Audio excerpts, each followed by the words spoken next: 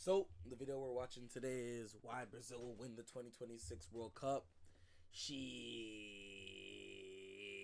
ain't gonna lie, bro. I don't know, gang. I wouldn't put my bread on it. But you know what, though? It also could just be one of those years. Because, like, bro, let's be real. France. Anyways, y'all. I think, yeah. This isn't a crazy shout at the end of the day.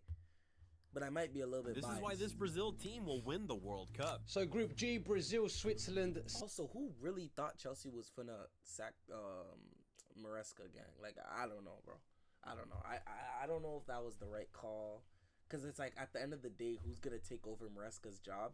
But let's get into the video. Serbia and Cameroon. Brazil very confident in going through. And I think they have right to be confident of being one of the favourites for the World Cup. Because no nation arrives at 2026 carrying more unfinished business than Brazil. The last time they lifted the trophy was 2002.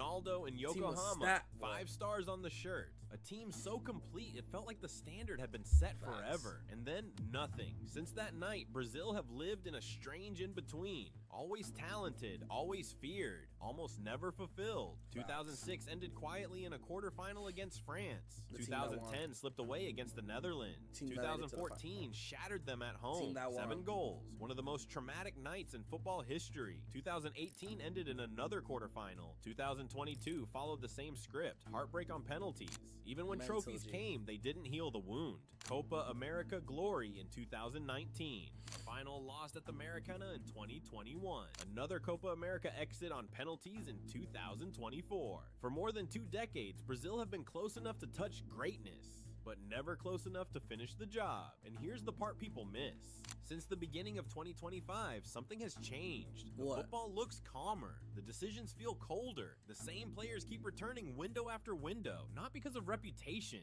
because of trust, because of structure, because this team is being built to last, not to impress. Brazil are no longer trying to erase the past with flair. They are using it as a blueprint. The scars are still there. The lessons are still fresh. And for the first time in a generation, they are being used to build a team designed not to impress the world, but to outlast it. That is why this Brazil team will win the 2026 World Cup. The shift began in Okay. I mean, shit, I don't know if bringing in this nigga right here is finna, you know what I'm saying? Because I swear this nigga's all about the, play for free, play. You know what I'm saying? He's not a tactical wizard, but shit, I don't know. 25 when Brazil appointed Carlo Ancelotti as head coach of the national team on May 12, 2025, officially taking over following the end of the club season. Not as a headline grab, but as a statement of intent. This was not about philosophy wars or stylistic revolutions. It was about experience, about calm, about appointing a coach who understands that international football is not won by dominance alone, but by timing, restraint, and trust. And to understand why that matters, you have to rewind, because the truth is, Brazil have been living in a long, uncomfortable era ever since 2002. That was the last time they lifted the World Cup. The last time the Seleção walked off the pitch as undisputed kings, beating Germany 2-0 in the final with Ronaldo scoring both goals. That tournament was peak Brazil, ruthless when it mattered, glamorous when it could afford to be, and cold-blooded when it had to be. After that, the story becomes a cycle the world has watched on repeat. 2006 looked stacked, looked unbeatable, and still ended in the quarterfinals. A 1-0 defeat to France. Not a collapse, not a humiliation, just a reminder that big names do not equal big moments. 2010 was another quarterfinal exit, this time losing 2-1 to the Netherlands. To be fair to the Again, team, not because Brazil lacked talent, but because World Cups punish teams that cannot control swings inside a match. Then came 2014, and that was not a normal defeat of history and reached the semi-final, only to become a permanent. And here's what makes it worse. 2014 did not fix Brazil. It did not create an immediate new monster. It created uncertainty, because after a humiliation like that, every decision becomes haunted. Every coach becomes temporary. Every new generation becomes the one that must heal the country. 2018, another quarterfinal, another European exit, Belgium 2-1. 2022, another quarterfinal, another European exit, Croatia 1-1. I remember watching this, bro. This was a crazy ass game. then penalties, and the tournament is over before Brazil even had time to process what happened. So when people say Brazil always have the best players, they are not wrong. But the point is, for over 2 decades, Brazil have consistently had elite talent and still kept running into the same wall when the tournament narrows and the margins get thin. Even when Brazil did win again at continental level, it still reinforced the pattern. They won Copa America in 2019 at home, beating Peru 3-1, a genuine trophy, a genuine moment of authority. But 2 years later, on the same soil at the same Maracanã, they lost the Copa America final 1-0 to Argentina. The kind of defeat Messi, yeah, needed this one. That's for sure. That doesn't just hurt because you lost, but because your rival used your stage to rewrite their own story. And then in 2024, Brazil went out of the Copa America on penalties again, knocked out by Uruguay after a 0-0 quarterfinal that turned into a shootout defeat. So here's the real context. Brazil's post-2002 era has not been a talent drought. It has been a tournament management drought, a drought of control, a drought of clarity when pressure starts squeezing matches down into 5 or 6 decisive minutes. That is why the Ancelotti appointment matters, because it signals a very specific ambition. Not let's play like old Brazil, but let's win like a modern champion. And once you see it through that lens, the storyline becomes simple and scary at the same time. Brazil finally stopped trying to heal the past with romance and started trying to secure the future with structure. The man really missed that. Bro, I would have made that without even looking. I would have no shot. I would have no looked that shot. That's the foundation. Now we get to the part that makes this dangerous. The evidence that Brazil are already building the trust list, the patterns, and the spine you need to survive 7 games in 2026. This is where Brazil's case stops being emotional and starts becoming structural. Because once Carlo Ancelotti arrived, the most important thing he did was not tactical. It was selective. Brazil stopped treating international windows like auditions and started treating them like rehearsals. The same players kept coming back. The same roles kept reappearing. The noise changed, but the names didn't, and that's always the giveaway. If you look specifically at the competitive and meaningful windows since mid-2025, especially September, October, and November, a pattern becomes impossible to ignore. Brazil are quietly forming a spine. Start at the back, because World Cups are won there. Alisson remains the reference point. Not flashy, not theatrical, but trusted. Even when he rotated out of certain windows, the hierarchy was clear. When Brazil needs stability, when a knockout match tightens, he is the one the staff trusts to manage moments, not just shots. In front of him, Marquinhos has crossed into a different category. Over 100 caps now. Captain constant. Coaches change. Partners rotate. Systems evolve, but he stays. That is not sentiment. That is institutional trust. Alongside him, Gabriel Magalhães has quietly locked himself into the conversation. Left-footed balance, elite aerial numbers in the Premier League. Brazil usually,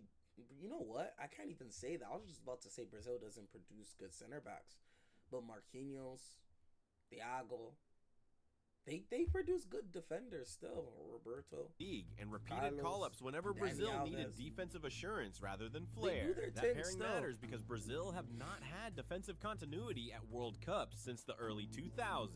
Then comes midfield, and this is where the Ancelotti imprint is clearest. Casemiro is no longer being asked to dominate every action. He is being asked to anchor matches, slow them, kill momentum, protect leads. The fact that he continues... I don't know if he can do all that now. I don't know. On the ball, he's great off the ball and winning the ball, but on the ball, he is wow. Continues to start or return in meaningful fixtures tells you everything. Coaches who do not trust you do not keep bringing you back. Next to him, Bruno Guimaraes has become indispensable, not because he scores goals, but because he manages rhythm. He keeps Brazil from playing emotionally. He shortens games. He connects phases. That pairing has appeared too often to be coincidence. It is Brazil choosing control over chaos. And ahead of them, the attacking trust list starts to separate itself from the hype cycle. Rodrigo and Rafinha are everywhere on the pitch because they solve problems in every phase of the game. Out wide, in the half spaces, during transitions, and even at set-piece moments. They aren't treated as luxuries or flair players. They're treated as tools, functional, reliable, and essential to how the system works. Vinicius Jr. remains Brazil's most explosive outlet, but what's changed is responsibility. He is no longer carrying the team's emotional weight alone. He operates inside structure now, not desperation. Then there's the clearest signal of all. Estevao, he is not being eased in. He is not being the poster boy protected. He is being selected, trusted, and rewarded. Goals in qualifiers, goals in October, goals again in November. That does not happen by accident in a Brazil shirt. That happens when a staff believe a player belongs to the present, not just the future. This is where the Argentina parallel becomes unavoidable. Argentina didn't arrive in 2022 with a perfect starting 11. They arrived with a group they refused to abandon. Brazil are doing the same thing now. The edges are still flexible. Fullbacks rotate. Supporting attackers change. But the center of gravity is fixed. Goalkeeper hierarchy, center back leadership, midfield control, wide attackers with responsibility. A young player already accepted by the group. That's a World Cup spine. And here's the key detail most people miss. Brazil are building this before the tournament, not during it. They are not scrambling for... I feel like every cup is doing that, but okay. Chemistry in the group stage. They are not discovering leaders under pressure. They already know who they trust when a match becomes uncomfortable. That is how inevitability... Not Vinny, nigga.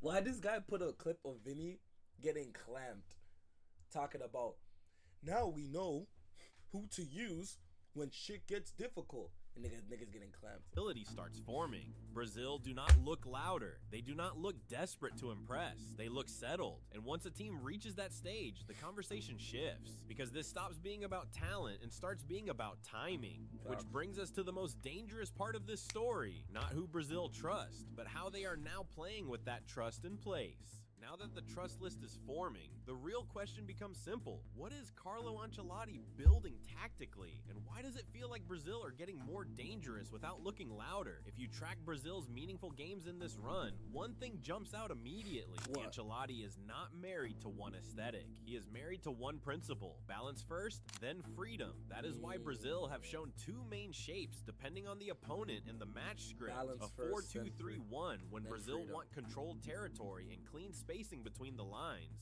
and a 4-2-2-2 when he wants Brazil to attack quicker through the half spaces without stretching the team into chaos. Start with the qualifier against Chile, because qualifiers reveal the coach's default ideas. Brazil lined up in a 4-2-3-1 with Casemiro and Bruno Guimaraes as the double pivot, a 3 behind the striker, and João Pedro leading the line. The point of that structure is not just possession, it is control of the middle of the pitch while keeping the counter press ready behind the ball. Casemiro sits as the break and the screen. Bruno plays as the tempo manager and the connector, and the 3 behind the striker are positioned to press immediately when possession is lost, rather than sprinting backwards for 40 meters. That is the modern tournament detail Brazil have often lacked. When Brazil attack, they are already thinking about how they will defend the next action. This is also where Ancelotti's Brazil look different from the Brazil of... I never knew. Look at the nigga. You thought he had two brain cells up there? You thought he was smart enough to even think of about what the nigga in the videos talk about? He don't look like he got cycles. The wide players are not simply hugging the touchline waiting for the ball. They are rotating in and out of the half spaces, and the fullbacks choose their moments rather than flooding forward at the same time. Against Chile, ESPN's listed shape shows that Brazil used a clear 3 line behind the striker, with Rafinha and Estevao flanking the central lane. That matters because it gives Brazil 2 things at once: width to stretch the last line, and inside positions to attack second balls and stop counters at source. Then look at the Senegal match, because that is where the system becomes more obvious. Brazil's listed formation was a 4-2-2-2, with Casemiro and Bruno again in the base, Rodrigo and Estevao operating as the 2 inside attackers, and Vinicius plus Matheus Cunha as the front 2. This is a classic Ancelotti solution. Instead of placing one winger wide and one in, he compresses Brazil's attacking line into the half spaces, which does 2 things. It shortens the distance to goal, so Brazil can combine faster, and it keeps the team compact enough that when the ball turns over, Brazil are close enough to press immediately rather than getting dragged into end-to-end football. That compactness is exactly why this Brazil can look less dramatic while still feeling inevitable. The Senegal game also showed a key tactical detail that is easy to miss if you only watch highlights. Ancelotti used Eder Militao at right back, which Reuters flagged as unusual. And that is not random. It is a rest defense decision. Against opponents who want to break quickly, a center back at fullback gives you more security in the first defensive sprint, and it allows the opposite side to be more selective with risk. In other words, Ancelotti is not building a system that needs perfect domination. He is building a system that survives transitions, because transitions are where Brazil have been punished in the biggest moments. That same match also illustrates how the chance creation is designed. Yeah, but how are you gonna like counter something that happened to a team 4 years ago, gang? Like, that shit happened in 2022, gang. That happened in 2022. 4 years ago, gang. Like, I don't know. Reuters described Brazil's early advantage coming from quick offensive play, with Estevao scoring after a through ball that deflected, and Casemiro scoring from a Rodrigo-delivered free kick. That is important for the wider argument. Brazil are not relying on one method. They are scoring from open play combinations and set-piece structure, and that is what tournament teams must have when games tighten and rhythm disappears. Even the Tunisia draw, which is useful for credibility, reveals the plan. Brazil drew 1-1 and were criticized for not looking intimidating, but the underlying details matter. Tunisia scored on a counterattack. Brazil equalized via an Estevao penalty. And Paqueta missed another penalty later. This is not a chapter to panic about a draw. It is a chapter to explain the trade-off of Ancelotti's approach. When you build a team to control, you accept that some games will look slower, and if your finishing is off, the match stays alive longer than it should. That is why the tactical story here is not Brazil are perfect. It is that Brazil are constructing a platform that reduces self-destruction, and the remaining margin is mostly execution,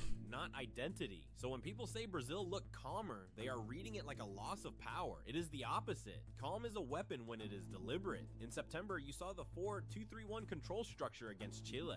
In November, you saw the 4-2-2-2 compact attacking structure against Senegal, supported by conservative defensive choices like Militao at right back. And across both shapes, the principle stayed the same. Protect the middle, stay compact after losing the ball, and attack with timing rather than emotion. That is why this Brazil team can feel like they are doing less while actually becoming harder to beat. And once you understand the system, the next chapter becomes inevitable, because a system only wins you a World Cup if the squad is built to survive injuries, suspensions, bad minutes, and ugly games. That is where Brazil's depth, youth integration, and role clarity become the real advantage. This Brazil team isn't louder than before, it's smarter. For years, Brazil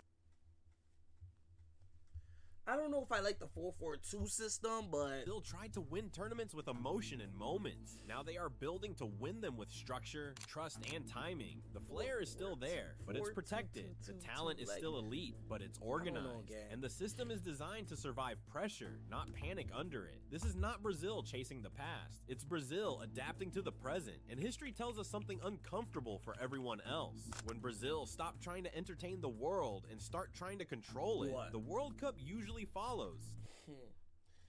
Anyways, y'all, let me know who y'all think is gonna win the World Cup. 48 nations, 3 host countries. In my opinion, look, listen, I still don't know, but it wouldn't be crazy to say that Brazil would win. That's all I'm gonna tell y'all. But hope y'all enjoyed the video, man. Don't forget to like, comment, subscribe. I love y'all, and I'll catch y'all in the next vid.